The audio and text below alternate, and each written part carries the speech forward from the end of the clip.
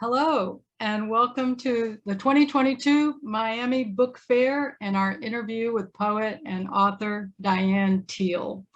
I'm Elisa Albo, an associate editor for the South Florida Poetry Review Journal and professor at Broward College. Hello, Diane. Hello. I'm so glad to be here talking to you today. It's so good to see you. It's been a while. A long time. A very long time. So I'm going to begin by sharing your bio, and then we'll talk about your new collection, Questions from Outer Space, and hear you read some of your poems. Great. All right. Okay. So Diane Thiel is the author of 11 books of poetry, nonfiction, creative writing, pedagogy, including Echolocations, Resistance Fantasies, and The White Horse, A Colombian Journey.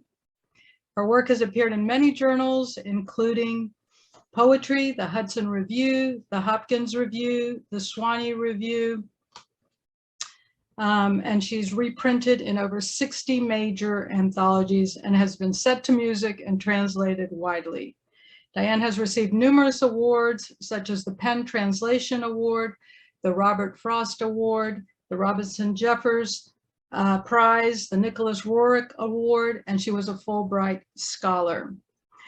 Her translation of Alexis Stamati's novel American Fugue received the NEA International Literature Award. Fluent in several languages, Diane received her undergraduate and graduate degrees from Brown University and has taught English and creative writing for over 25 years. Originally from Florida, she is a Regents Professor at the University of New Mexico and Associate Chair of the Department of English. She lives in Albuquerque with her husband and their 4 children. Welcome, Diane. Thank you so much. I'm so glad to be here. So glad to have you. So after reading your poems, I reread your epigraphs. And for example, Octavio Paz saying, that the doors of perception open slightly and the other time appears, the real one we were searching for without knowing it. And also from Marie I don't know if it's Ponceau or Ponsat. I think it's Ponceau, but I'm not actually sure. Yeah, I think it's Ponceau. And she says basically that some of us wander sitting still. And also the one to your children, that they, like all children, bring new visions of the world. This feeling of searching, wandering, and shifting perspectives, of change, and often the knowledge and wisdom that goes with them is ever present in all of your poems. I'm going to ask you to read first, if you would, Just Before Dawn, and then perhaps speak to how these poems and this collection came together for you. Thank you. Thank you so much. And thank you for asking for that poem, because that is the one that opens the book. And in some ways, it sets up that idea of change, as you just said, and new perceptions, and how we really become new as we go through our lives. And I was using that scientific idea of our cells renewing, and that apparently we're in every 10 years our bodies are entirely new. And so I really loved that idea, and I kind of applied it to the our changes in terms of our spiritual and psychological progression throughout life. And thank you also for naming those epigrams for the book, because I did choose them very carefully. And they are, the book is a lot about perception and also the present, paying attention to each moment, and then also Marie Ponceau, who basically kind of was a poet, then raised kids, then kind of went back to it. And she also has this, but she did a lot of wandering while sitting still, meaning wandering while even having time that she was not necessarily, did not look like she was, producing a book after a book after a book. So I really kind of love her story as well as her work as well. But thank you. I'm going to read Just Before Dawn. The frog in between stages catches our attention early on. Sometimes a photo from a certain year of change appears, and we find something nearly forgotten. Every day our cells renew, every 10 years entirely, in ways we study but don't completely understand, until one day we notice something has happened. We might still look the same that morning, but all our cells must have finally crossed over, the last ones in the night, in the hours just before dawn. Wow. There's something so powerful about that idea that, and when you think about, sometimes you feel like I really am in a completely different place in my life or as a person or something. And it's bodily too, not just, so the idea of the cells, I love that idea. And I'm sure you must have at some points in your life not been able to do something one day that you suddenly are able to do the next day. And it's sort of like why? What is that? What happened? And so right. I kind of also liked the sort of, galvanizing force at the end, in the night, the last ones in the night, in the hours just before dawn, because it's a mystery. And that's, there's a lot of mystery in the book, I think. Yes, there is. There's so much. And I'm so happy to be able to talk to you about it. Well, I was taken by many poems, but I'm gonna probably have you look at Remotely next. But first I want to say that Dave Mason writes that your poems are field notes from the edge of reason and poems of concern, which to me sounds like part of the job description of a poet, to work on that edge of reason. And also I think we do it because we care, because we're so interested and we care so much. And so many of your poems do this. And for me, Remotely is one of those. At first I thought it was about the virus, but I don't think so anymore. I mean, I kind of get an idea of where it might have come from, but I was wondering if you could please read it and, maybe speak to its tone, which feels so relevant, these days. Thank you. Yes, Remotely. Well, actually, I will say one thing, that it is one of those poems in the first section that does have a perspective of like, as if it's an outsider or a scientific report written by someone who is possibly not an earthling or, sort of like looking at a society and commenting on it. So this is one that does that a little subtly, but it does that. So yeah. Remotely. In the culture of remotely, things were heading that way long before the virus. Once they could remotely operate things, every home in remotely had one. The young and the old fought over who would remotely control their evenings. Some remotely raised their children, absent or remotely present, even when they were there. Some things taken for granted were harder to do remotely. Procreation was possible, but remotely desirable once it became that clinical, remotely transferring cells and later cell phones, once they all only remotely connected. We have observed them remotely for years as they put up walls, charted all their remotely comprehensible conflicts, and decided, when in remotely, we would do as the Remotelians, keep to our screens, and only get remotely involved. Love those last couple of lines. Thank you. The poem, sometimes I say before that it has the formal strategy in it is that it has the word remotely in each line of the poem, and so if any listeners, hear this and say, there was a lot of remotely in there, that was very decidedly done there. But I think that sometimes, I think when I began writing it was like sort of deep in COVID period. So it was sort of like it definitely, but had something to do with that, of course, with our remote time. But when I say things were heading that way long before the virus, I mean, there's this sort of, just the way technology, we have such wonderful possibilities, and yet I personally think we misuse it. We misuse this great tool and so there are several poems in the book that kind of speak to that somewhat, and how not to get taken in and over and completely absorbed by the machine, basically.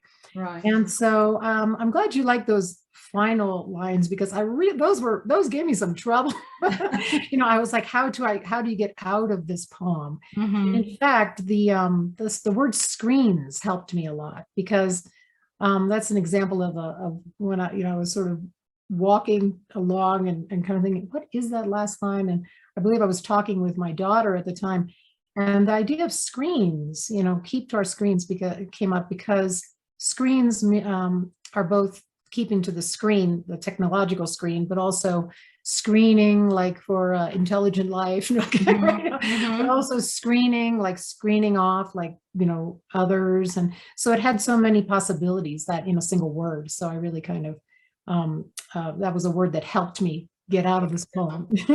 So. Well, I think you do that with a lot of the diction in your book. There are many words. There was one word, stitch, that I had to go look it up, because I thought, I don't know, could they have misspelled that? and I went and I looked it up, and I didn't know that it could also be like a verse, or a piece of a line, or something like that. And then I just loved what it was doing in that poem. It was the poem, I think, was it about your grandmother's? Possibly. I'll have to look, but it's that was something I've noticed very much, with your diction. It's just the way it's used. It has often many levels. Yeah, that was the one, expendable. Yeah, with the grandmother who sewed a perfect stitch, right? Yes, yes, yes, that one. Also somewhat related, I was also thinking about the poems that you have a little bit later, the two poems, Listening in Deep Space and also Navigating the Questions. I feel like these poems take us on what feels like a journey into, the external world, but at the same time, they kind of burrow into or excavate the internal world, and possibly all your poems, do something like that. So I was going to ask you if maybe you could read both of these poems, and maybe talk about them, Listening in Deep Space and Navigating the Questions. Yes, thanks. Those, and again, they're placed next to each other for a particular, reason, because I think they do kind of speak to one another. But I'll read it and then maybe say a few things. Listening in Deep Space. We've always been out looking for answers, telling stories about ourselves, searching for connection, choosing to send out Stravinsky whale song, which in translation might very well be our undoing instead of a welcome. We launch satellites, probes, telescopes, unfolding like origami, navigating geomagnetic storms, major disruptions. Rovers with spirit and perseverance mapping the unknown. We listen through large arrays adjusted eagerly to hear the news that we are not alone. Considering the history at home, in houses across continents, oceans, even in quests armed with good intentions, what one seeker has done to another. What will we do when we find each other? That last line. Yeah, and when you say the personal, I mean, in some ways, of course, there's a societal comment in here, like what we humans do to each other while we're out there looking for other life, and can we just figure out what we're doing? What we're doing here. Yeah, exactly. But you're absolutely right when you say that there's a personal aspect in there too, because that idea of like when we seek our, the person, or we seek a mate, we seek someone who we love, and so on and so forth. And often, unfortunately, what will we do when we find each other? Often we sort of, we tend to treat the people who we love the most, we unload, all our stuff. And right. So I think everyone is guilty of that to some extent. I may be wrong, but it's and so but even in questioning that, it's sort of an action of trying to be like, well, let's not do that to each other, Right. sort of thing. Right. So, but I'll No, read it's a comment on that also. I like that. It's a comment. I had just written a note when I first read it, and then I reread it and thought about it some more, but that these feel like questions from inner space. And that's what I meant, like from, from where we're coming from, and, what will we do? And what are we doing is what you're saying, Exactly. When I say what will we do, I sort of, point to what we do. And not only, I mean, what we do between nations, between, states, I don't know, between friends, between lovers, what do we do? And so, and in any family situations, there's a lot of times families, are can be the most fraught. People love each other the most, and they also, can be really fraught with things. So I'm going to read Navigating the Questions. When my daughter came home, I'll start again. When my daughter came to me with a homework passage from Silent Spring asking about DDT, I didn't quite know how to tell her what I had seen with my own eyes, decades after the US ban, the DDT used for fishing in Colombia, the people sprinkling it in the water for the fish to rise to the surface, belly up. The companies had sent it down there instead, if the mind can wrap around that. It will all come back to us in one way or another. Some seasons of questions harder than others, hurricanes, political disasters, a continent on fire. When the virus shut down even the schools, I told my children I didn't know how long it would really be, that it had never happened in my life. I was thinking about the virus when I tried to answer, but I couldn't stop thinking about the oceans connecting us and the fish, all the fish between us, and the way we still act as though it is all separate. Our lives on this planet so intertwined, it will all come back to us. And our children will have to navigate the questions we leave them. They do speak to each other, so much. Those two poems. This at the end makes me feel both helpless and also responsible. Yes. I mean, I think that is, it's also, it's good to have hope and sort of point out, oh, look, we saw, like, I love holding up Rachel Carson as a person who, oh, look, a writer who can write about something and affect change, make change happen.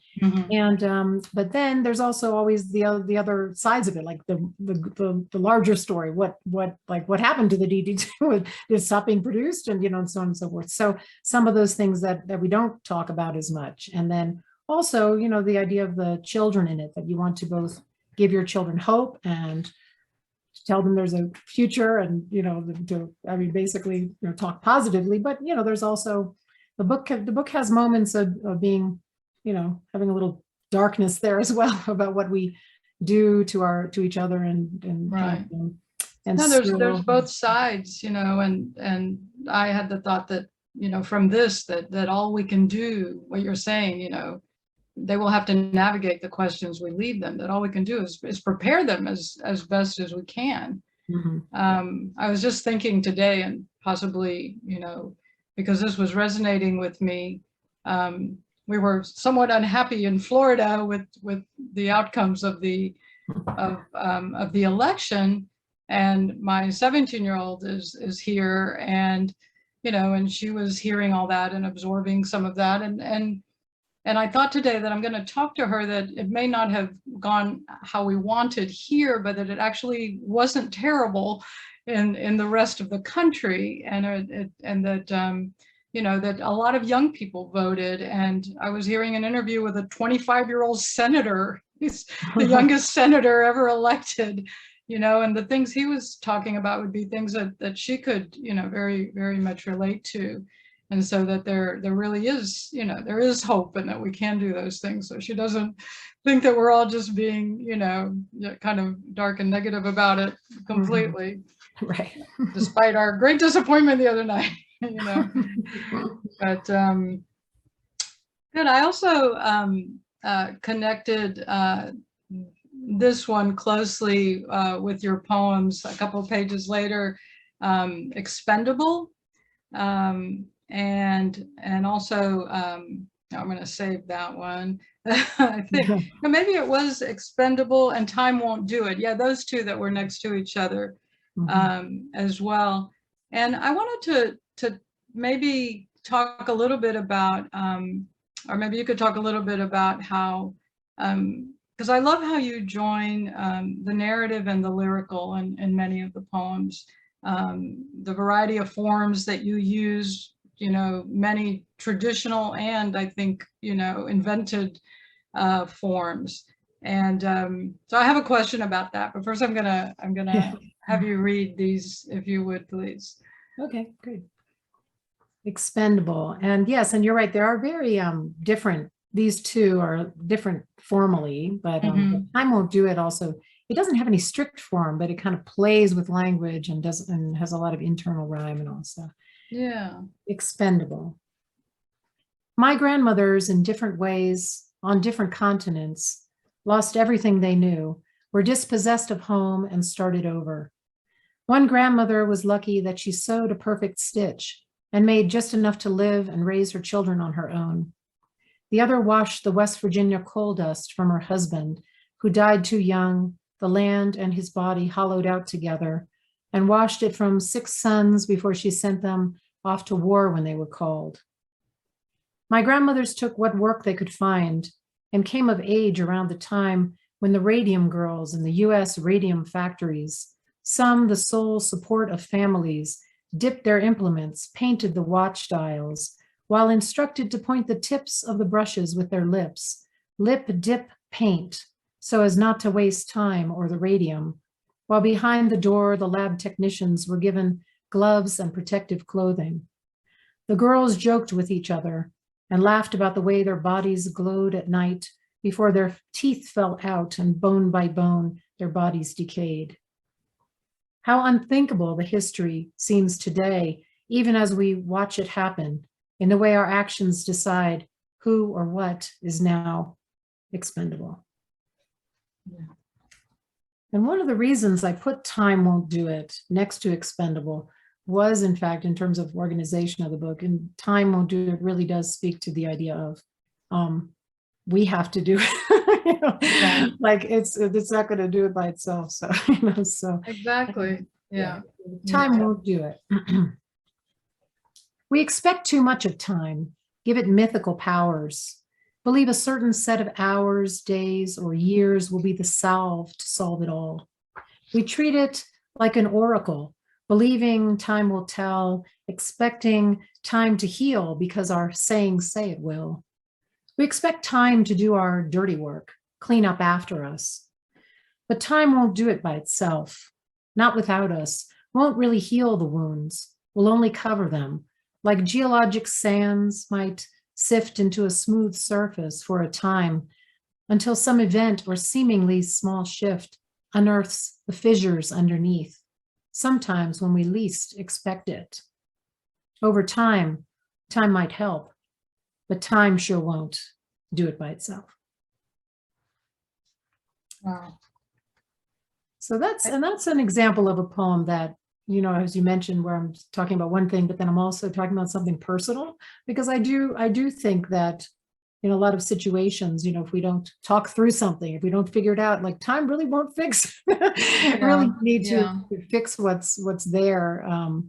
So it speaks to that idea as well, even though it's obviously much larger. It's about any issue that remains unaddressed in a society, or, when things that, and then some event or seemingly small shift unearths the fissure underneath, that's something is shown that, oh, this isn't really fixed or all okay or something like that. So right. And like you said, I think it works on, on so many levels also, because that can work on a personal level. It can work on a, national level, or the things that are, the things that we need to do. It's not that time is going to fix it. Yes, time can heal to a certain extent, and it does. My daughter again today said, why can't we get a dog? Our beloved dog died about 6 months ago, and we were just devastated, and I just couldn't think about that.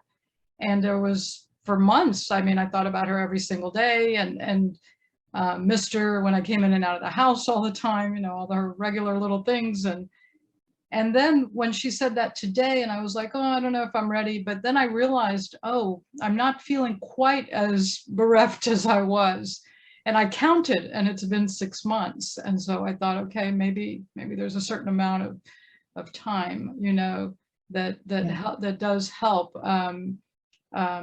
But that's with healing. It's I think with fixing, I think you're right that there are a lot of things that people just think, well, if I forget about them, they will somehow right themselves. But no, and so sometimes, and sometimes in the book, I'm taking those old sayings, like in another poem in particular, the Sticks and Stones, I do that as well. But, where I'm taking kind of a saying and thinking, like, is that true? Like that time heals all wounds, does it? Right. And I do temper it at the end, because I do say, over time might help, because I do believe it does. Yeah. But I say the time sure won't, do it by Right. itself, in certain, in certain kinds of difficulties that really need our attention. So right. I did that with and Sticks and Stones is next in the book, because I had said that same thing where I was playing with the idea of well, sticks and stones may break my bones, but words will never hurt me, and that's not true, as most of us know. And so kind of like taking some issue with some of these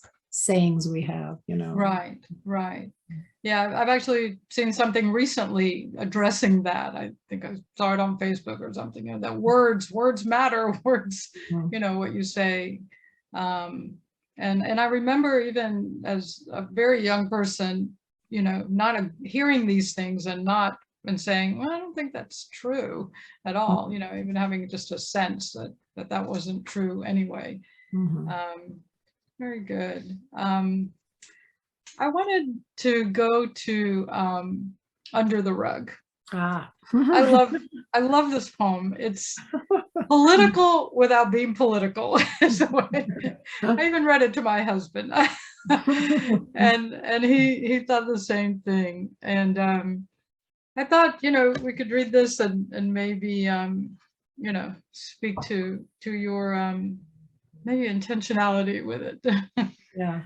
Well, I will say in advance that I do kind of deliberately write poems that, though they might be political, this might also be an unresolved situation in a home, or it could be an unresolved situation in a workplace, or it could be, so I kind of very deliberately, when I do this, I found over the years that I have a kind of indirect way of talking about things, but then I also, even the process of writing them, I realize, oh, is that really about that? Or is this about that?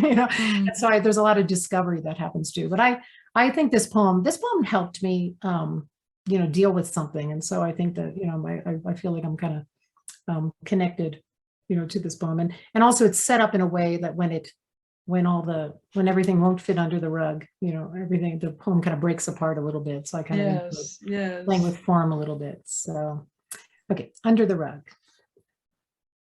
It started with the dirt, a few swishes of the broom and no one noticed, and then some broken glass that crunched underneath as anyone passed, but still no one paid much attention.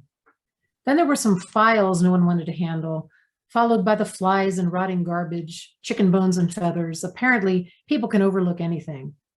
All this led to the rolling under of the grenade, with a pin still in, at least.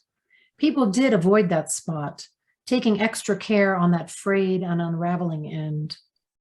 Through all this reshuffling, the elephant had been sitting quietly in the corner, trying to remain inconspicuous, until one day they decided it had to go under too. The elephant handlers arrived in suits and ties and quickly learned that the elephant would not go quietly under the rug, but resisted fiercely and started trumpeting down the hallway, knocking over tables, chairs, and bookcases, dragging the rug, exposing everything, for just long enough to create a bit of shock before the rug handlers quickly put back the rug on top of everything, left the elephant alone, watching from the corner, and everyone went back to the charade, to this day especially avoiding the spot with the grenade. So Wow. there's a lot of, I do think there's a lot of, or at least I attempt at humor in the book. I No, think that it you know, makes even though- me, it makes me laugh. Yes. yes, even though like things are kind of dark in some of the sections, you know, I do try to treat it with some humor, and also you know, I resist spelling things out too clearly. Like I said, I kind of very deliberately like to allow readers to bring their own experiences and thoughts, and even the moment. You know, sometimes I'll read my own poem. I'm like, wow, I never really thought I meant that, but I feel like that's what I meant today, or something like that. So Right. Well, it's great when it resonates like that. You know, there's a um, something that, you know, you can feel it. And I think this does with other poems as well. And we kind of mentioned it, but this idea, it's a subtle, you know, it could be, like you said, personal, or it could be political, or it could be just that, you know, that feeling that, you know, sometimes you don't resolve something, it's still there, you know, the part that could explode is still under the rug, you know, it won't fit quite under the rug. Yes. right, right. And it's not even that well hidden, and we're just ignoring, you know, the elephant or the grenade. You know, it's like the grenade becomes the elephant here, that, you know, in the room. I love that. I also I want to jump over to This Old Thing. Oh, this old thing. To me, there's a subtle, very subtle kind of personal politics that resonates here with this old thing. Yeah, so I thought we'd go to that. And, you know, this poem is, I started with growing up in the South. And even though I grew up in a South that was not really the South, you know, meaning because it's, I know, me too. you know, Miami, but a lot of my family are from, you know, they live a lot of people live in Georgia, and some people in West Virginia, you know, just sort of that southern, southeastern, you know, United States. So I think there is a sort of playing down of like any success or something, a lot of, and so there is something that I grew up with in this way, you know, even though I don't feel that Miami is the same kind of South, you know, that the South of the US in particular is. But so This Old Thing.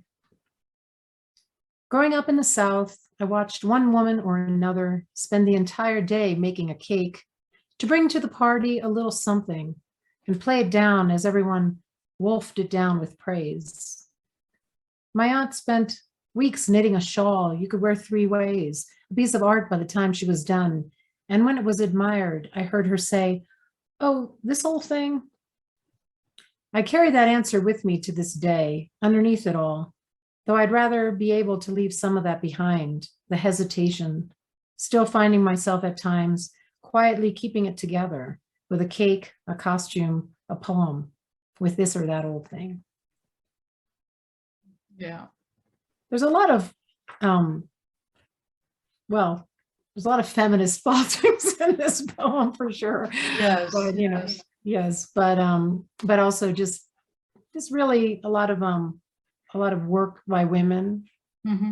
Yeah, goes unnoticed, and you know, and you know, I'm getting a little tears in my eyes because, you know, so, and I think you know, in some ways I come from a lineage of that, and so it's sort of like an interesting thing to, you know, to basically kind of try to have, you know, confidence in the world and go forward with your things. Sure. So there's a lot of, you know, there's some of that in the book as well, but it's usually through like a lineage of women in my life, you know, and so where when you have daughters, I have daughters also, and sort of trying, they're super confident, you know, and everything, but they also, they wear some of that already, you know. Yeah, they do. Yeah.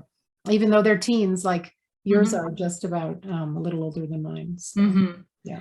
Yeah, and I find sometimes, yes, they do seem much more confident. I remember my sister and I being super shy, growing up, and to the point that my sister had her kids young in her early 20s, and I had mine much later in my early 40s.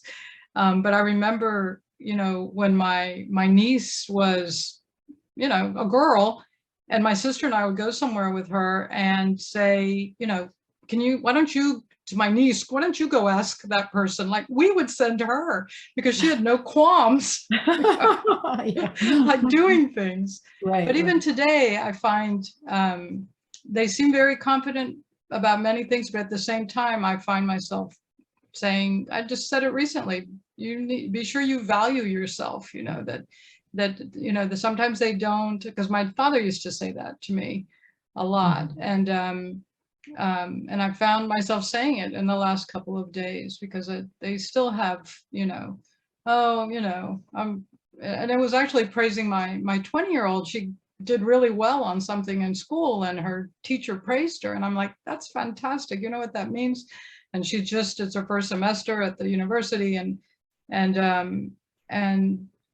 I could see that she wasn't seeing, I wanted her to feel that was something very positive, very valuable, and that she should feel really good about it and not feel like it's not that important, or something like that. So I think this all kind of segue us a little bit to talking about children. The children do appear throughout this book. They do. And, this idea of writing about children, when I didn't have any, I recall really enjoying reading poems about children. I remember, for example, Sharon Olds would write about her children. She didn't name them, but she wrote about them. And when she did, you really got a sense of a perspective. You got a sense and a perspective of a world that at that time I didn't have children, and being an aunt is different than being a mother, and things like that. And that was not accessible, for people without kids. And then when I had young children and wrote about them, of course, I remember meeting with Jim Daniels, who had also written about his kids when they were growing up. And I remember asking him, I was worried that my poems might be too sentimental. And I think I was worried only because they were about children, and he disabused me of that. But I that was something that I love your poems about kids, and I think I'm not going to make you read them because they're they're longer, but there's certainly, you can see how the children are, their own universe, their own wilderness. And High Noon at the Remote Corral is just like the energy in that. I can feel your experience of what's going. That should be like framed and hung in elementary schools. I think that a cautionary tale or something. Is that right? A cautionary tale. Yes. Like, keep all the kids in the house. It's good. But it's so well done, and I also really love short subjects with long titles. You must keep a journal, because there's like so many of those precious quotes. Yes, that's actually a set that I years ago in 2018, I think I read for the South Florida Poetry Journal in Miami, and then or in Broward County, and I read some of those in progress, and I was trying to figure out what to do with them, because I had these little moments, and the poems are set up where the title it says a long title, and then the poem is what the children said. And because I think the book emphasizes the poet's role as listener as well in the world. Very much. So, but I had tried some of those out in different readings, and people always enjoyed them. And I thought, well, okay, I'll put them in, even though they're kind of experimental, and I'm sure some readers would be like, what are these? But they are, but in calling them like epigrams on art, poetics, and philosophy, it was sort of my little comment that the kids are speaking poetry, and they're saying something philosophical and something about art, and they're saying something about relating to poetics. And so I found a way to use them. And that's what I was really happy about that, because I really felt they were so poetic when they were Yes. younger, and now they are poetic in different ways. You know, they're poetic in different ways, but when they would just look at me and ask me a question like, is that why grown-ups are grouchy because they've outgrown their lucky jackets? You know? And it's kind of like, well, maybe, you know, or I remember being asked, you know, like, what's your secret identity? And, you know, when my daughter was very young, and I thought, oh, well, yeah, do you want to know? You know, kind of thing. So those questions became also part of the questions from outer space. I mean, I have the questions from all the outsider perspectives and alien kind of voices, but I also have the children as kind of like aliens in a way, and then we're also as parents kind of alien to them in a way, because they are they're experiencing a different world than we grew up in, and all of those things. So like there's that poem Living with Aliens, which actually is sort of, I used a lot of the things I had wanted, details like object permanence, you know, children learning object permanence, things I wanted to put into a poem. I kind of turned it into the experience of the children being aliens in ways, but then the poem kind of flips. And are the parents the aliens at the end? And then there's a, you know, what is it, the unrecognizable planet, you know, kind of thing at the end. So I was playing with a lot of that alien notion as well in families and between parents. Yeah, well, everyone should definitely read your book. I'm going to show it here. Questions from outer space. Yes. So they can read those poems and all of the poems, because it's, you know, for me, they're a wonderful, the poems are a really amazing thought journey and also a heart journey. You know, they appeal to both, you know, to all sides of us. And so I'm going to ask you to end with, if you would, the poem Finding Home. I thought that might be a nice way. It's on right after high noon at the remote corral. Yes. Well, and that's interesting because in a way, home, you know, home is a funny thing for me, because I grew up in Miami, and then I went away to school in the Northeast, but I came back to Miami, and I was an adult in Miami as well. And so I had really grown up on the ocean, and that was home. But now I've lived out in New Mexico for 20 years. Oh, wow. Yeah. And although we still have a place in Miami, so we kind of have come back and forth, you know, quite a bit and all. But and the kids have grown up with the ocean and everything, because we don't have an ocean in New Mexico. But this was, in fact, a kind of, this is a very much, you know, I wrote this during the pandemic, and kind of I was very thankful to be able to walk out the door and go hiking up into the foothills where I live. So this poem was basically finding and feeling like this, connected to this place. And in fact, I still go hiking every day. Oh, good. It's really but I did it a lot during the last few years. So. Finding Home. These are for Tenka.